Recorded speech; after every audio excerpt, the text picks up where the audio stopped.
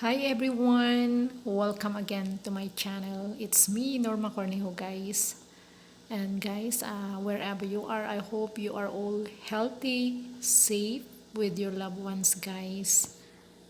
So guys, let's join me on my cooking here at the kitchen, guys. So I'm gonna share, guys, my recipe. I'm cooking beef bone, and I just add shrimps and mushrooms. See guys, mushrooms and sweet corn.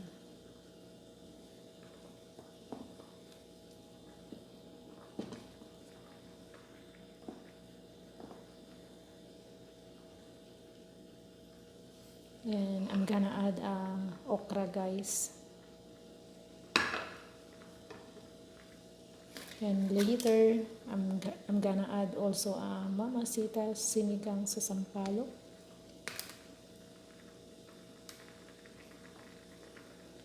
And this is my first time, guys, to add shrimp and corn.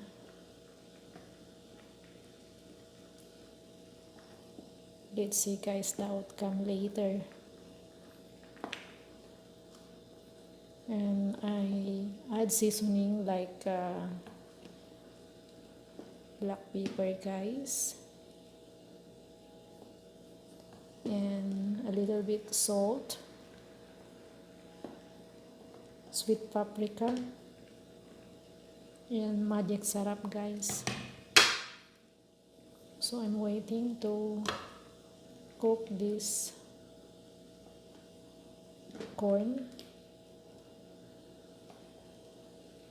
and I think the mushroom is already a little bit cooked, guys. See,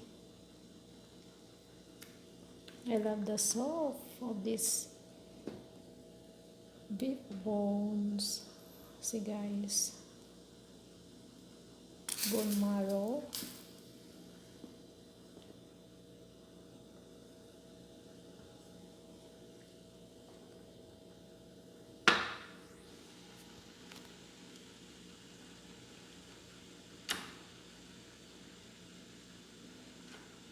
Because I put in a low heat, so I'm gonna put in medium, guys. And guys, if you are new to my channel, please don't hesitate to subscribe and hit bell on the notification icon for more upcoming videos soon, guys. Thank you so much for your unending support on my channel. Too much appreciated you all, guys. Thank you so much, and mega love shout out to all of you, my YouTube friends, to all my viewers. Thank you so much for watching, guys, to my simple video, guys, on my daily life here abroad, guys, overseas. Yeah, this okra is my favorite vegetables, guys.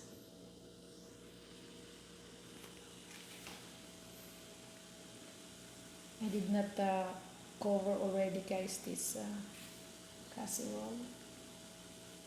I just let it open, guys.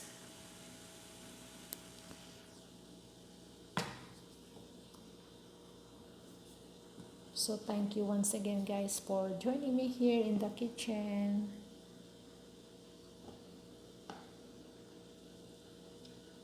And I hope wherever you are right now, guys, you are all safe.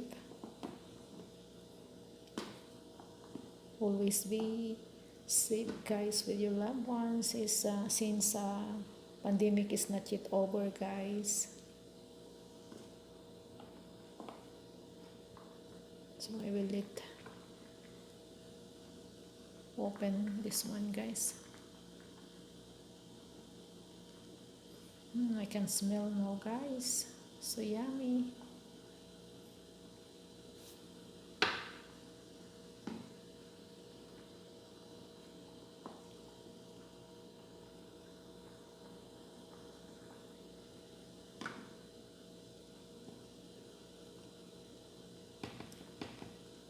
We'll check guys this mushroom it already cooked. We'll see.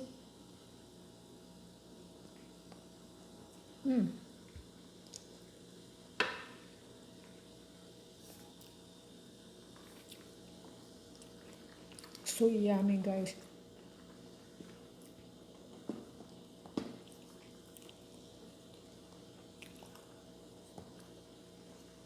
It's so tasty.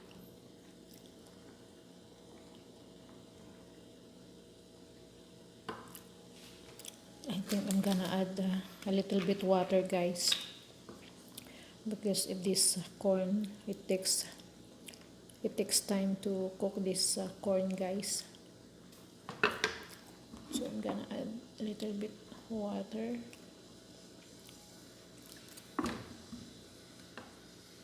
I don't have measurement guys in my cooking.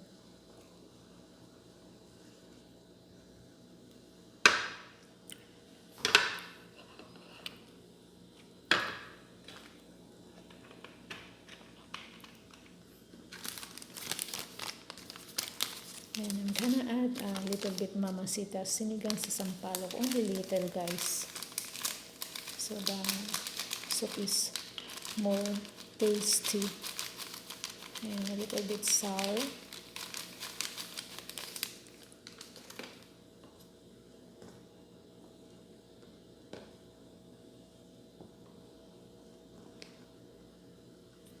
Thank you once again. Thank you guys. So guys, for the meantime, I'm gonna end my vlog. Thank you so much for joining me here in the kitchen for cooking my dinner guys. Thank you. Have a blessed day everyone and keep safe. And mega love shout out to all of you my YouTube friends, to my family back home, especially to my beloved mother.